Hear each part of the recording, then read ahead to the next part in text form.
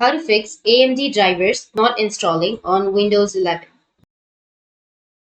So if you want to fix the AMD drivers not installing on your Windows 11, then what you need to do is simply go with the search, and under search you need to go with device manager. Once you're under the device manager, now under your device manager, you need to go with the display adapters. And under your display adapters, you will have your AMD drivers, right? So what you need to do is simply go with that and then right click on it and then go with update drivers. But if that doesn't fix, then you just need to simply go with uninstall device. And once you've uninstalled the device, now you just need to simply restart your device. And once you've restarted, your problem might be fixed.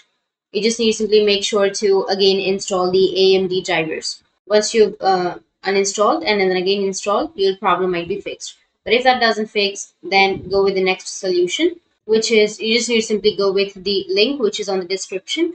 And once you click on the link, it will take you to this kind of interface from where you'll be able to download the Windows drivers.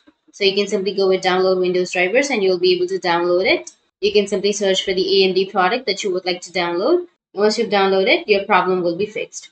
So that's it. And if you have any questions, feel free to comment below. Thanks for watching.